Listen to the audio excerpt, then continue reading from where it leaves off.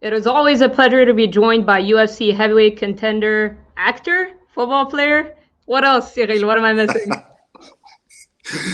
I'm good, Farah. Thank you, and you.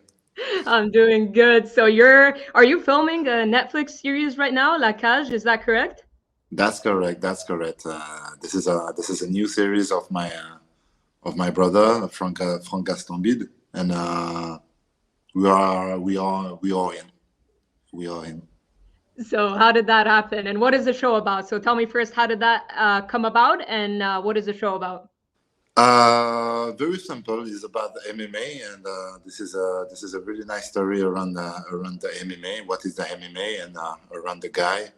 I want to prove he can do some big things, and I'm gonna do my role like a Ciryl Gane. I'm gonna be a Ciryl Gane in this series, and you're gonna see also Fernand Lopez, Benjamin Serghei, and a lot of French fighters and Okay. actors.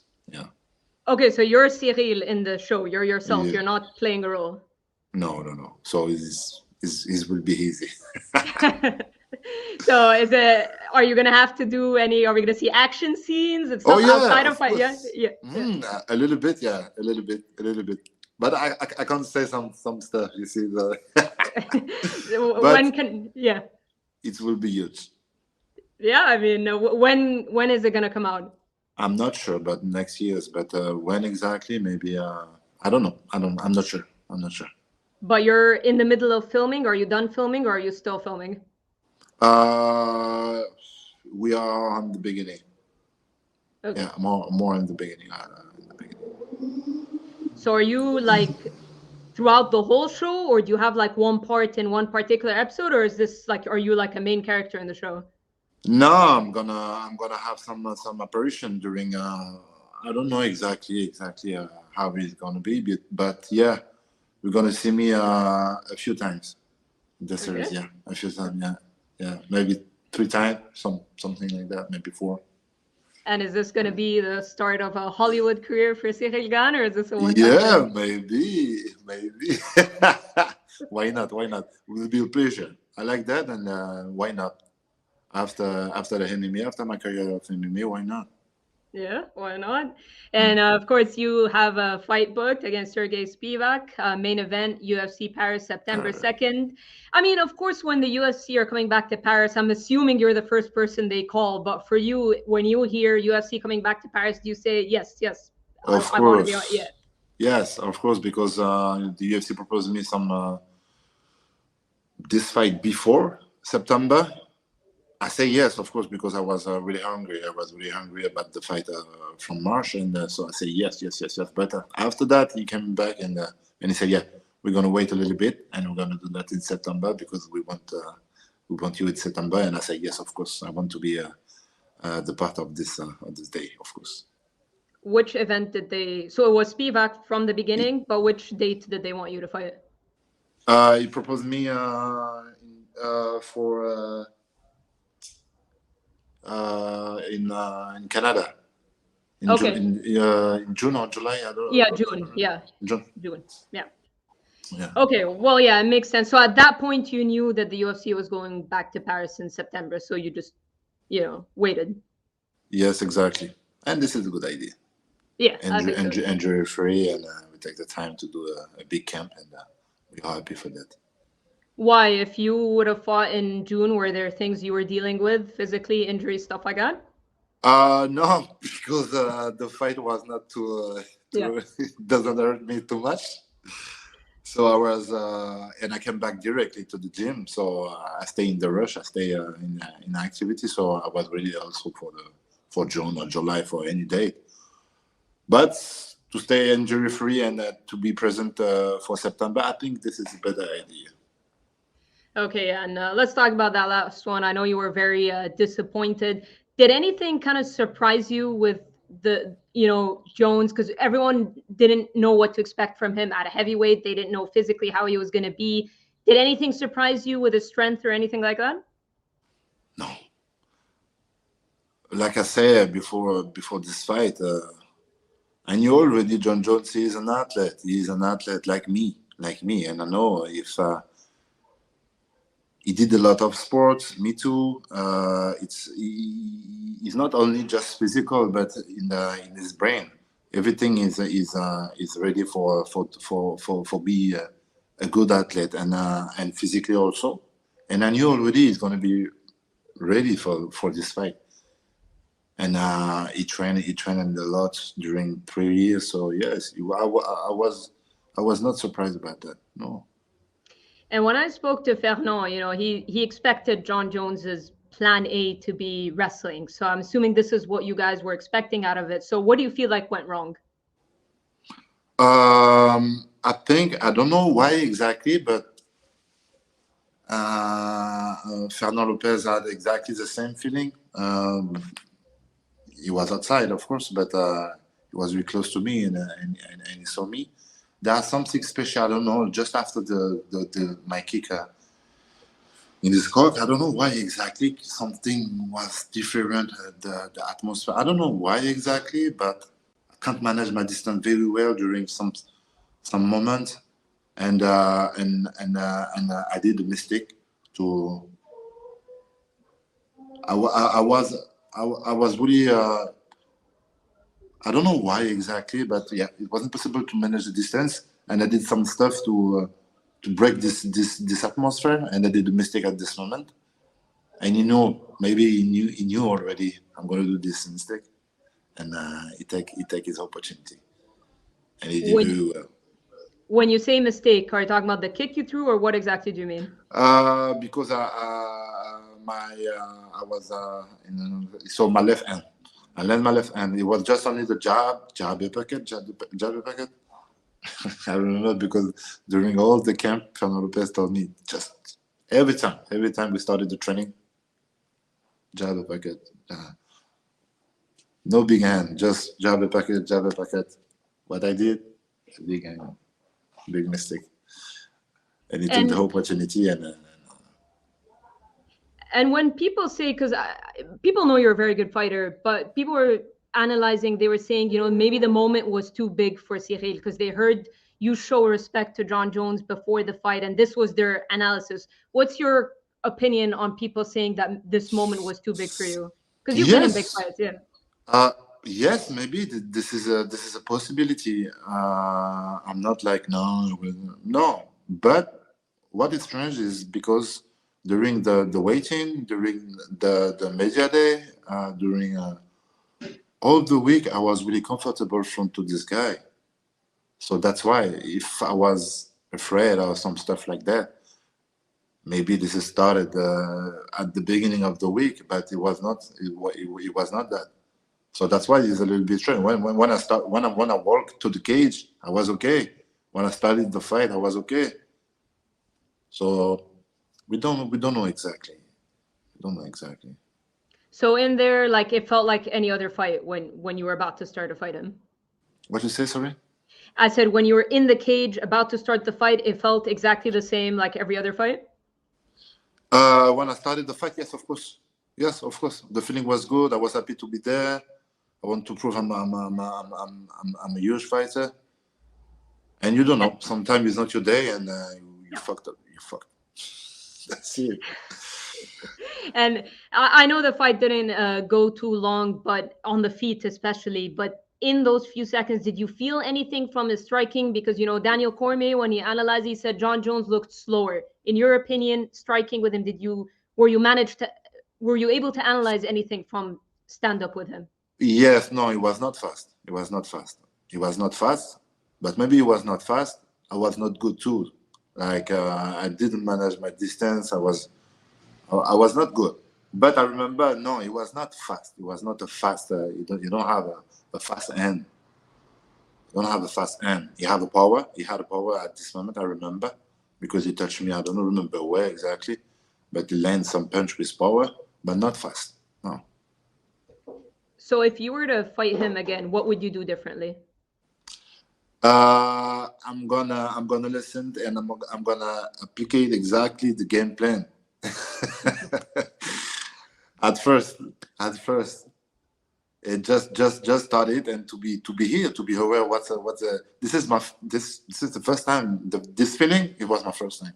So yeah, it was my first time. It was my first time to have this feeling, because like I said, when I started my career, I was already front to the big challenge, to some stuff like that, and every time I was okay. I was comfortable with this challenge. You see, I was not exactly. I was stressed. Okay, I was excited. I was afraid, but I was happy.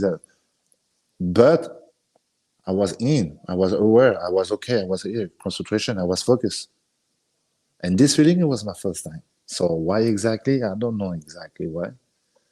But yeah, I think if I have a revenge, yeah, to be more focused on the beginning of the fight and respect the game plan. Oh, I can hear you. Yeah. No, Okay, you can hear that's me great. now? Yeah. Jon is going to fight Stipe Miocic now in November. The fight's finally official. How do you see that fight playing out? It's going to be a huge fight. It's going to be a high level in the wrestling. Like Jon Jones say, it's going to be a goat versus a goat, because everybody knows Stipe had a big career, and so it's going to be a good firework. I think it's going to be a really technical fight, and I don't know exactly what's going to happen. I don't know exactly what's going to happen. Stipe have a better level in striking, I think. In the wrestling, I'm not sure, but I think Jon Jones is better. So we will see. We will see. We will see. Do you think Jon Jones, because he's kind of teased retirement a little bit, do you think if he beats Stipe, that'll be all, or do you think Jon will stick around? Repeat the question. I'm not sure. I said Jon Jones spoke about retirement before. Do you think Okay. that if he beats Stipe, that he will retire, or do you think he will continue fighting? I don't know if my opinion is maybe I want to have a second chance to fight against this guy. So maybe the good choice is to stay here. But I can understand. He started really young. He started out a long time ago. So he's here from a long time ago. He was a younger champion in the UFC, in the history of the UFC, and he did a lot, and he won every time. So maybe he tired, yeah, of course. So And if tomorrow he's gonna win against Stipe means the GOAT in the heavyweight division. So yeah, maybe he's gonna leave. Yeah. yeah, we'll see. And since then, I've seen on your Instagram you've been working with Ciryl Gane. He's a So judoka. no. Yeah, judoka. Did I say his name right? Yeah, perfect. Yeah, he's Olympic judoka bronze medalist. Tell me a little bit about the work you've been doing with him, and have you been working with him since the Jon Jones fight? No, no, no, no, no. This is the first time I connected with this guy, and he's a fantastic guy and big level in judo. He had a really big career. He just started his career from there 1 year ago, and but he did a lot. Like I say, the Giro and the World Cup, did the podium maybe 5, 6 times. I don't remember exactly. So you see, in the heavyweight division in the judo, you have Teddy Riner and you have Ciryl Gane. But it's impossible. Teddy Riner was really so. Ciryl Gane go in the light heavyweight. He went to the light heavyweight and he did his career in the light heavyweight. But it's a really huge judoka. Yeah. And is this going to kind of be a focus of yours moving forward, like the grappling? I know you've worked on your grappling before. It's not the first time, of course, but do you feel like, after the Ngannou fight and after the Jon Jones fight, is that kind of going to be a bigger focus of yours moving forward? But yes, of course. And makes sense. I started my career in the Muay Thai in 2015. And I did 3 years in the Muay Thai. So my background is Muay Thai. I started the MMA at 2018.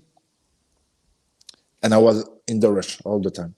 So I never took the time to to do some classes during a few months, like in big race in the BGG game, and so yes, of course, from the more time, I'm a good striker, and now today I know if I want to be a better fighter, I must to be more well-rounded in this part, like a wrestling game and BGG. I'm not bad, but if I want to be, I must to work on it. And you said it Because yourself. today, Yep. you say, you say, you No, no, say. go ahead. Go ahead. Go ahead. No, because I say in the striking game today, nobody. Even I fought with Volkov. I remember it was a huge fight in the striking game because everybody know Volkov are maybe the better striker in the UFC during a long time, and we did well against this guy. So I think I have a good striking game. So yeah, of course, on the wrestling game and the ground game. And you said it yourself, your career has been so fast. You've barely started training MMA in general. And of course, you're not going to say no to these opportunities. You were winning and you were doing so well. So at this point in your career, do you take a step back, or do you feel like, you're still right up there because you're still pretty high ranked, right? And you're fighting a guy who's lower in the rankings, I know, but at the same time, he's only lost to Tom Aspinall in the past 3 years. So are you looking to kind of take a step back in your career, or do you see yourself still very close to the title picture? No, my feeling is okay. I'm okay. Like okay, today is gonna be a guy a little bit more behind me in the rocking, but he's a huge fighter. He's in a big race, and maybe he gave him the chance to do something big against me. So this is a big challenge. This is a big challenge, and I took this and I take this like that. Uh, like a step, no, I'm okay. I'm here. Like no, the feeling is not bad. I don't have a bad feeling with this because I saw in the ranking Pavlovich go in the first contender, just behind Jon Jones. But this is nothing for me. I just need to win my next fight, and that's it. This is my mission today. This is my goal. Did you expect to fight Pavlovich in Paris? Are you surprised it's Spivac and not Pavlovich? Yes, I expected a little bit Pavlovich just after the march, and day after day, I understand it's not going to be Pavlovich, but that's okay. That's okay. And are you expecting Spivac to try to grapple you? Do you feel like that's going to be his game plan against you? Yes, because I think another time I'm gonna be maybe better on my striking game. So and he's really huge in the wrestling game, in the judo, So he did some stuff, some beautiful thing against the bigger guy than him in the judo. It's easy for him to go on the grand game. So yes, I expected that from Spivak, of course. Does it motivate you to kind of prove doubters wrong? Because like I said, you started off so great, so maybe you're not used to having doubters, but now to have a few doubters, it's a different feeling. But how does that make you feel? Does it kind of motivate you to prove people wrong, to remind everybody why you're one of the top heavyweights? After this fight, after the fight of Jon Jones, the people do something. The media, the people on the social media was really bad with me. Like a lot of, I saw a lot of things about me. Like okay, like I just arrived in this game. I did a lot. I lost my fight. Okay, I lost for real. But why you are bad like that? I did wrong. This is a sport, and this is not. You don't have the time to go back in the game. Say when it's finished, it's finished. It's the fight. So it's not. It's not. You don't have the time to. You don't have a.